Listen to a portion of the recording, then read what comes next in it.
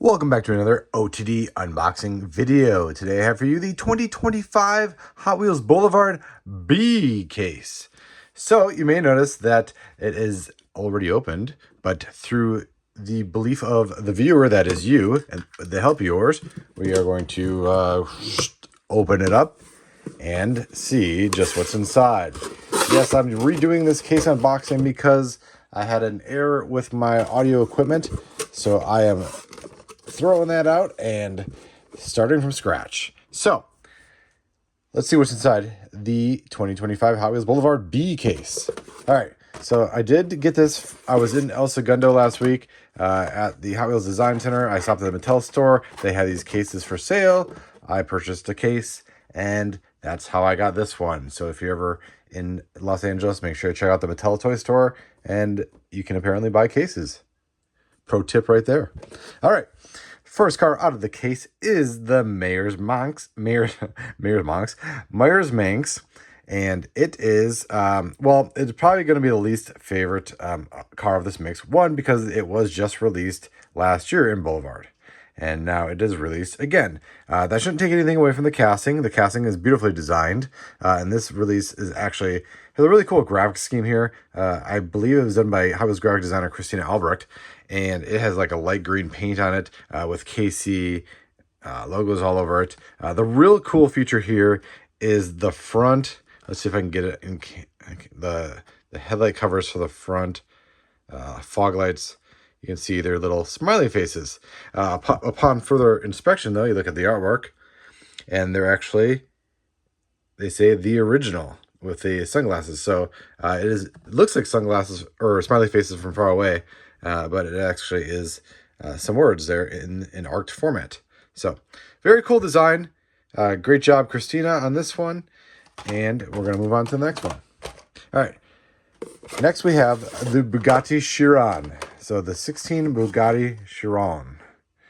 And yeah, all black, very sleek. Real Rider, what are they? Real Rider 5-spoke moderns. And then this, let me add that this is number 122 in the Boulevard series, which continues numbering throughout since the beginnings there. And all black. You see the little Bugatti logo in the front grille. Yeah, this is the, what is this, the third time we've got a premium Bugatti. This time it is a new release. It's all black, unlike the previous, which one, it was the black with the blue on it. That one was released twice. I think it was an Exotic Envy and then in a set in one of the premium displays. All right, so that's the Bugatti Chiron. Probably one of the ones I think that will be most popular in this mix is the Porsche 911 Carrera RS 2.7. This is number 121 in the Boulevard line.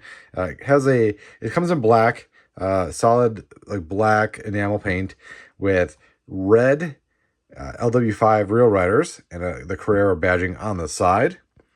And we just saw this casting actually in Hammer Drop in yellow, and now we get an even cooler, more sinister version in black here with the red spoked wheels there.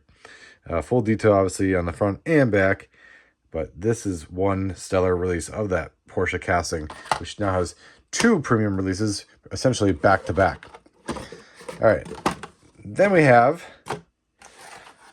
everyone's favorite casting, the Horde.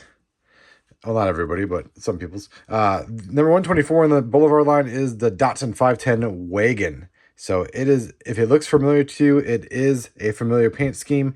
The display cases that were released, what was it, 2019? Geez, that long ago? It was probably a little bit, maybe 2020. We saw the Datsun 510 sedan in this paint scheme, released as a exclusive in one of the display cases.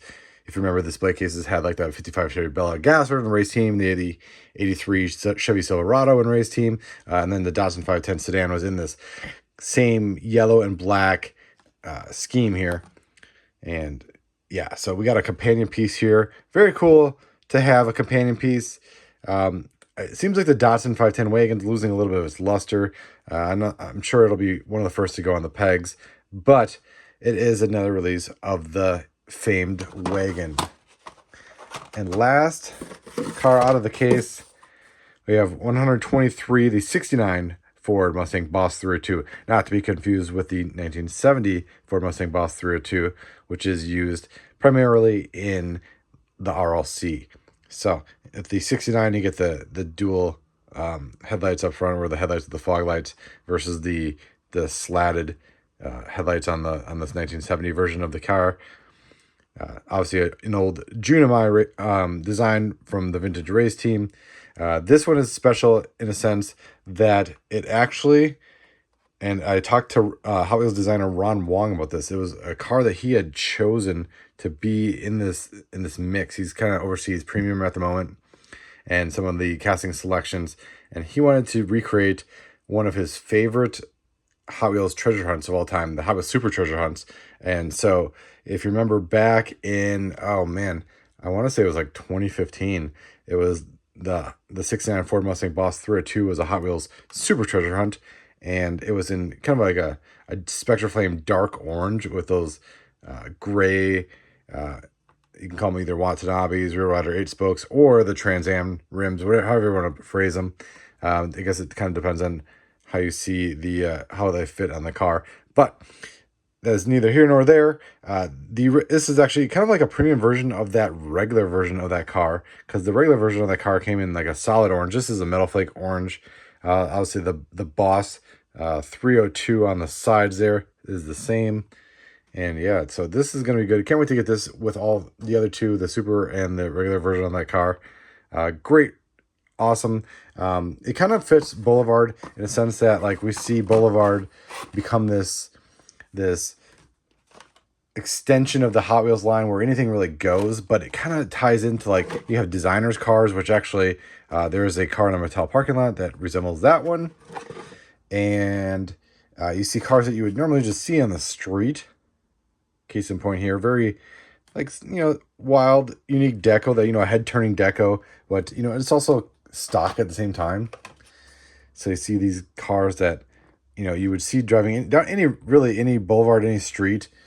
And yeah, just kind of just fits that. So we see, you know, real cars, we see designers cars, or cars that we've seen, you know, one-to-ones of, and we see recreations of Hot Wheels favorites.